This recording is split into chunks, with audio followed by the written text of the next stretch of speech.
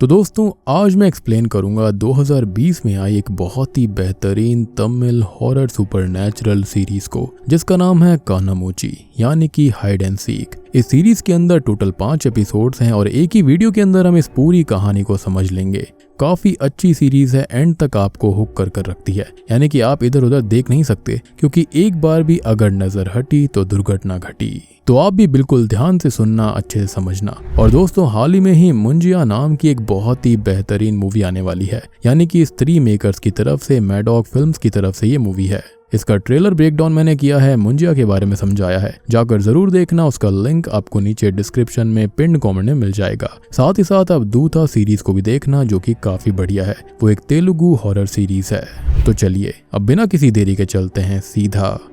Video की तरफ। तो सीरीज की शुरुआत होती है प्रिया को दिखाते हुए और हाल ही में ही वो बैंगलोर से चेन्नई आई है। अब हम प्रिया के बारे में जान लेते हैं तो वो असल में एक सिंगल मदर है जिसकी बेटी का नाम आयशु है जो कि बोल नहीं सकती, और उसके हस्बैंड अब इस दुनिया में नहीं है जिनका 5 साल पहले ही कैंसर से देहांत हो गया था। खैर प्रिया अब एक बिल्डिंग में अपने लिए एक फ्लैट देखने जाती है और ब्रोकर उसे ग्रीट करके 9वें फ्लोर का फ्लैट दिखाने चल देता है। अब वो लोग लिफ्ट से ऊपर जा रहे होते हैं लेकिन अचानक से ही लिफ्ट जो होती है वो 6ठे फ्लोर पर आकर अटक जाती है और थोड़ी बहुत हलचल होने लगती है, लाइट चली जाती हैं। लेकिन थोड़ी ही देर के बाद में सब कुछ नॉर्मल हो गया था, लाइट्स भी आ गई थी, लेकिन इस पर कोई इतना अभी ध्यान नहीं देता। लेकिन हम ध्यान देते हैं क्योंकि इसी एपिसोड का नाम है द 6th फ्लोर। अब प्रिया इसी 9वें फ्लोर वाले फ्लैट को रेंट पर लेकर वहां पर शिफ्ट हो जाती है। कुछ ही टाइम में उसे एक लोकल मेड भी मिल गई थी जो कि बिल्डिंग में और भी घरों में काम किया करती थी, लेकिन वो बताती है कि यहाँ पर किसी को किसी से कोई खास मतलब नहीं है। अब एक दिन प्रिया आयशु के साथ मॉल घूमने जा रही थी और वो लिफ्ट से नीचे आ रही थी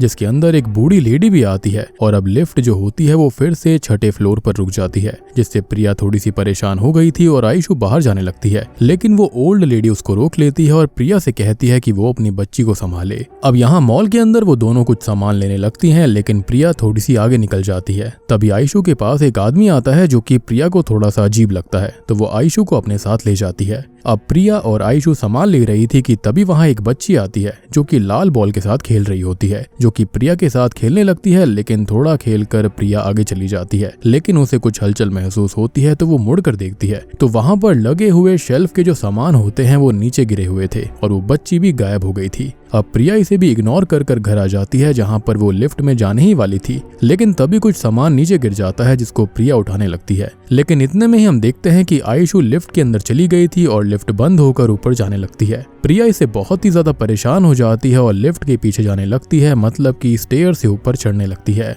अब वो जो लिफ्ट होती है वो सीधा 6ठे फ्लोर पर रुक जाती है और अब प्रिया आयशु को ढूंढती हुई जाती है जो कि एक फ्लैट के सामने खड़ी हुई थी, जिसको वो पकड़कर घर पर लेकर आती है और उसके ऊपर बहुत गुस्सा करती है। लेकिन हम पीछे उस फ्लोर पर सेम उसी लाल बॉल को देख पाते हैं जिस बॉल से वो मॉल वाली बच्ची खेल रही थी। अब वो मेड से बात करती है कि ये 6ठा फ्लोर पूरा खाली क्यों रहता है, जिस पर वो बताती है कि वहां पर किसी आदमी ने खुद को खत्म कर लिया था और तब से वहां के सारे फ्लैट्स ही खाली पड़े हैं, बेसिकली हॉन्टेड हैं। अब प्रिया ने आयशु को डांटा था तो वो उसे घुमाने ले जाती है, लेकिन अचानक से ही आयशु की तबीयत खराब हो जाती है जिससे वो उसे डॉक्टर के पास लेकर जाती है, जहां पर उसको एहसास होता है कि उसने अपना पर्स गुमा दिया है। लेकिन डॉक्टर काफी अच्छे थे जो कि आयशु के साथ खेलते हैं और पैसे भी माफ कर देते हैं, जिसके बाद प्रिया उसको घर ले आती है। अब इसी बीच हम संतोष नाम के एक आदमी को देखते हैं जिसे प्रिया का पर्स मिलता है जो कि मॉल में ही गिर गया था। वो उसको कॉल करता है जिसे वो अगले दिन पर्स कलेक्ट करने का बोलता है। अब हम आयशु को देखते हैं जिसे घर में हलचल महसूस हो रही थी और घर की लाइट्स भी फ्लिकर होना चालू हो जाती हैं, जिससे वो डर कर छुप जाती है और प्रिया को मिलती है जो कि उसे सुला देती है। अब अगले दिन प्रिया और आयशु संतोष से पर्स लेने जाती हैं और वो लोग थोड़ी बहुत बात करते हैं और संतोष प्रिया को कॉफी ऑफर करता है। खैर अब ये लोग बात कर ही रहे थे कि तभी वहां से चर्च का जीसस क्राइस्ट वाला जुलूस निकल रहा होता है जिसके अंदर जीसस क्राइस्ट को टॉर्चर किया जा रहा था और डेविल ये देखकर बहुत खुश हो रहा था। इसी बीच अब प्रिया नोटिस करती है कि आयशु वहां से गायब है और वो बहुत ही ज्यादा परेशान हो जाती है और उसे यहाँ वहां ढूंढने लगती है, लेकिन आयशु उसे कहीं नहीं मिलती। तभी प्रिया बहुत ही ज्यादा परेशान होकर इस जुलूस के आगे आ जाती है जिससे जुलूस रुक जाता है। और यहाँ पर ये एक मेटाफर है कि अब प्रिया की जिंदगी में ऐसा ईविल आने वाला है जिसके लिए प्रिया अकेली काफी नहीं होगी। और इसी के साथ एपिसोड 1 यहीं पर खत्म हो जाता है। और अगर आप ये सोच रहे हैं कि वहां पर ये जुलूस कैसा था, तो ये गुड फ्राइडे मार्च हो रहा था। बेसिकली क्रिश्चियन रिलीजन के अंदर इसे होली फ्राइडे माना जाता है, जहां पर सेलिब्रेशन करा जाता है रेजरेक्शन ऑफ जीसस क्राइस्ट के लिए। अब अगला एपिसोड शुरू होता है और हम देखते हैं एक आदमी को जो कि अपनी बीवी चित्रा के साथ रहता है और आज उन्हें किसी शादी में जाना था जिन्हें चित्रा की फ्रेंड भी ज्वाइन करती है जो कि अपनी बच्ची पावी को लेकर आई थी। लेकिन पावी जिद करने लगती है कि उसे टीवी देखना है तो चित्रा का हस्बैंड ये कहता है कि वो उसको संभाल लेगा और वैसे भी वो शादी में नहीं जा रहा था तो वो दोनों पावी को उसके पास छोड़कर चली जाती हैं। और तभी हमको पता चलता है कि उस आदमी की असल में बच्चों को लेकर सोच बहुत ही गंदी थी और पावी के ऊपर उसकी बहुत ही गंदी नजर थी, जिसके साथ ही ये सीन शिफ्ट हो जाता है। तभी हम प्रिया को देखते हैं जो कि आयशु को पागलों की तरह यहाँ वहाँ ढूंढ रही थी, लेकिन उसे वो कहीं भी नहीं मिलती। लेकिन तभी उसके पास वही मॉल वाली लड़की आती है जो कि प्रिया से कहती है कि आयशु उसके साथ काना मूची यानी कि आंख में चोली खेल रही है और अब वो भी गायब हो जाती है, जिससे प्रिया बहुत डर गई थी। खैर अब थोड़ी देर के बाद में वो संतोष और मेड पूर्णा पुलिस स्टेशन जाते हैं जहां पर प्रिया आयशु की मिसिंग रिपोर्ट लिखाकर उसकी फोटो पुलिस को देती है जिससे कि उसको अब ढूंढा जाएगा और यही इस दूसरे एपिसोड का नाम है यानी कि आयशु गोज मिसिंग। खैर अब प्रिया घर आती है और यहाँ पर उसे आयशु मिल जाती है जिसको देखकर वो काफी खुश थी। लेकिन तभी फिर से वही मॉल वाली लड़की उसे अपने साथ ले जाती है जिससे प्रिया परेशान हो जाती है, लेकिन ये खाली उसका एक विजन होता है और अब वो वास्तव में घर पहुंचती है और जो उसने अपने विजन में देखा था जैसे कि एक बच्चा उसे टॉफी ऑफर करता है, वो ओल्ड लेडी उसे लिफ्ट में मिलती है और सेम सब कुछ वैसे ही होता है। लेकिन आयशु घर पर नहीं थी और अब तक प्रिया टूटने लगती है, यानी कि वो इस उम्मीद में आई थी कि शायद उसके सारे विजन सही हो रहे थे तो शायद से आयशु भी घर पर मिल जाएगी, लेकिन ऐसा नहीं होता। इनफैक्ट आपको याद होगा कि उस ओल्ड लेडी ने भी कहा था कि अपनी बच्ची को संभालो। खैर तभी वो अपने हस्बैंड राम को याद करती है और हम भी फ्लैशबैक देखते हैं जहां पर राम प्रिया को सलाह देता है कि अगर वो कुछ घुमा दे तो उसे बारीकी से देखना होगा और तभी प्रेजेंट टाइम में प्रिया समझ जाती है कि उसे क्या करना है। खैर अब वो उसी पार्क में जाती है जहां पर उसे वो मॉल वाली लड़की मिली थी और यहाँ ढूंढने पर उसे आयशु का शू मिल जाता है। खैर अब थोड़ी देर के बाद में वहाँ पुलिस भी आ जाती है और वो पुलिस को उस बच्ची के बारे में बताती है, लेकिन इतनी सी जानकारी काफी नहीं थी और पुलिस ऑफिसर उसे घर भेज देता है। इसी बीच हम एक लड़के को देखते हैं जिसके घर पर 2 पुलिस वाले आते हैं और उसके लैपटॉप को चेक करके उसे अरेस्ट कर ले जाते हैं।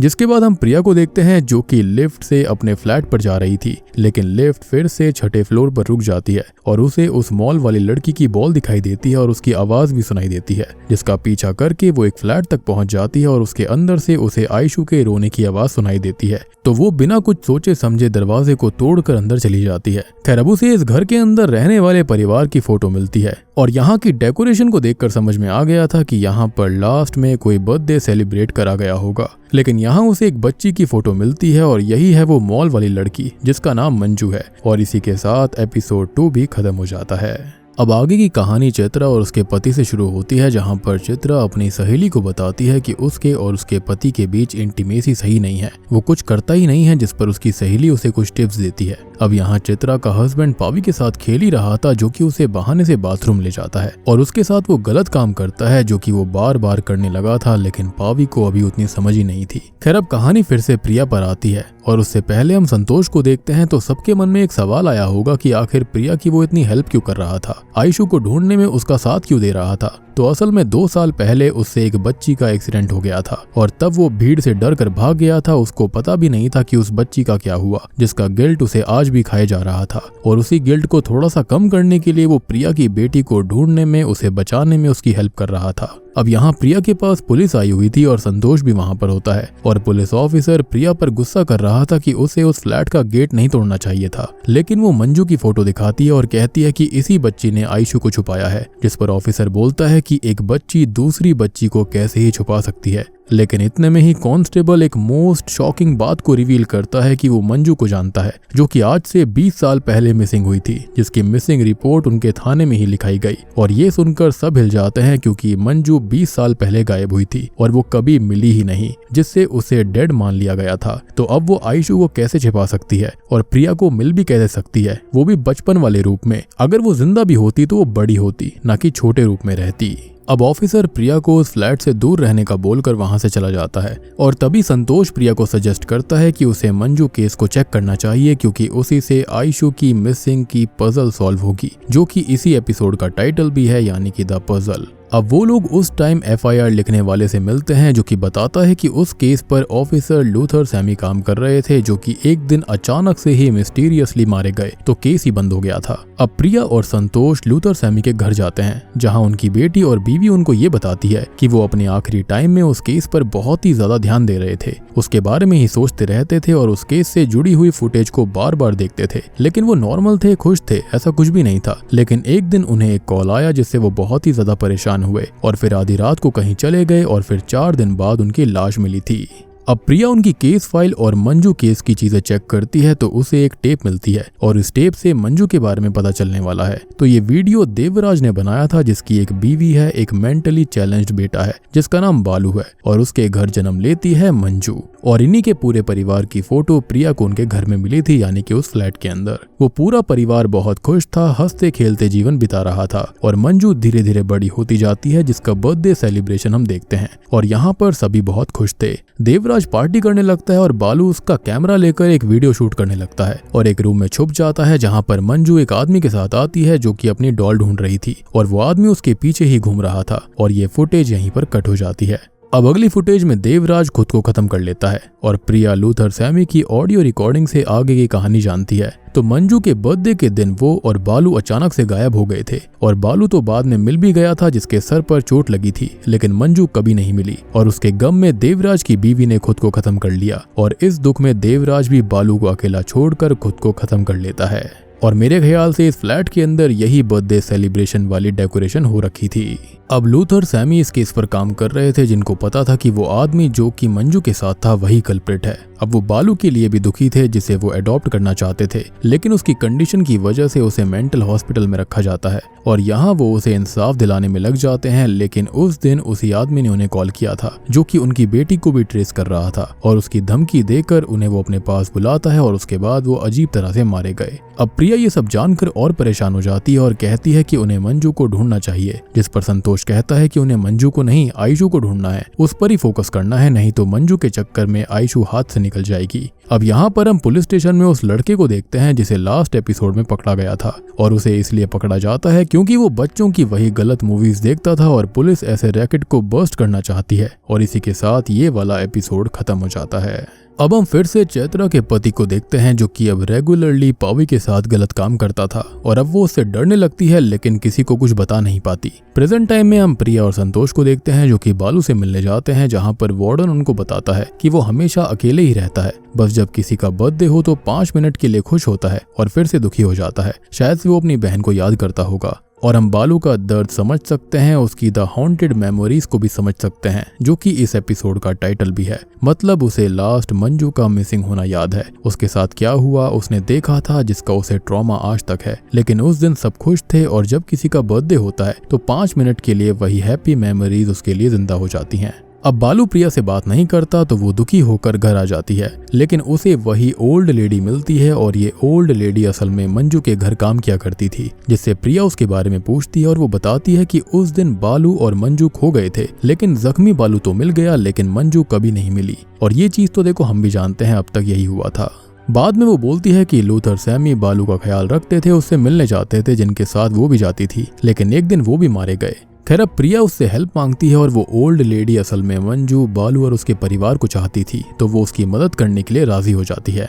और प्रिया उसको एक आइडिया देती है कि वो पूर्णा और संतोष बालू को यहाँ पर लेकर आएं और प्रिया घर को मंजू के बर्थडे की तरह फिर से सजा देगी, उसकी माँ की तरह तैयार हो जाएगी, जिससे बालू की उस दिन की मेमोरीज ट्रिगर हो जाएंगी और उसको सब कुछ याद आ जाएगा, जिससे वो उनको बता पाएगा कि आखिर मंजू के साथ क्या हुआ था और किसने किया था। अब यहाँ पुलिस ऑफिसर दिमाग लगाता है और प्रोस्टिट्यूशन से जुड़े लोगों को बुलाता है, क्योंकि हो सकता है कि आयशू ऐसी किसी जगह पर फंसी होगी। तो उसे एक आदमी से एक डॉक्टर के बारे में पता चलता है जो कि हमेशा बच्चियों की ही डिमांड किया करता था। तभी हम भी उस डॉक्टर को देखते हैं और ये वही है, यानी कि चैत्रा का पति, और वो डॉक्टर जिसके पास प्रिया पहले एपिसोड में आयशू को लेकर गई थी। और यहाँ पर वो डॉक्टर आयशू को खिला भी रहा था और उसने पैसे भी नहीं लिए थे, तो उसका रीजन यही था। असल में इस डॉक्टर ने ही आयशू को कैद किया हुआ था और ये कैसा दरिंदा है हम जानते हैं, और उस पोजेशन में ही उसने आयशू को किडनैप कर लिया। और आपको स्टार्टिंग वाला सीन याद होगा जहाँ पर गुड फ्राइडे मार्च हो रही थी और यहाँ पर वही सेम मेटाफर आया था, जहाँ पर ये डॉक्टर डेविल के आगे खड़ा हुआ था और प्रिया गॉड के आगे थी, और हम समझ सकते हैं कि वहाँ पर क्या बताया जा रहा था। मैंने आपको कहा भी था कि उसके ऊपर एक बहुत बड़ा डेविल आने वाला है, जो कि कुछ और नहीं बल्कि ये डॉक्टर था। और यहाँ पर हम चैत्रा को भी देखते हैं, जो कि अब एक जिंदा लाश है और उसे डॉक्टर के काले कारनामों के बारे में पता चल गया था कि वो इंटरकोर्स नहीं कर सकता, इसलिए बच्चियों से अपनी हवस वो पूरी करता है। और वो पुलिस के पास जाने ही वाली थी कि उससे पहले ही वो उसकी यह हालत कर देता है और उसे एक जिंदा लाश बना देता है, जो कि ना बोल सकती है ना कुछ कर सकती है, सिर्फ देख सकती है और अपनी आंखों के सामने अपने पति के नर्क से भी बुरे काम देखकर अंदर ही अंदर टूट सकती है। मेरे ख्याल से जब उसकी फ्रेंड ने उसको बहुत सारे टिप्स दिए होंगे तब उसको पता चल गया होगा कि उसका पति कैसा है और उसको बच्चियों के साथ में ही इंटरेस्ट आता है, ना कि उसके साथ में। अब यहाँ प्रिया देवराज का फ्लैट मंजू के बर्थडे की तरह डेकोरेट कर देती है, केक लेकर आती है और रास्ते में उसे डॉक्टर भी मिला था, जो कि आज आयशु के लिए केक लेने आया था, जिसके साथ आज वो गलत काम करता। अब यहाँ प्रिया बालू की माँ के ही कपड़े पहनकर तैयार होती है, लेकिन रास्ते में जब संतोष और बाकी लोग बालू को ला रहे थे तो वो भाग जाता है, जिससे प्रिया पूरी तरह टूट जाती है, ऐसी एक आखिरी उम्मीद भी थी जो कि खत्म हो रही थी।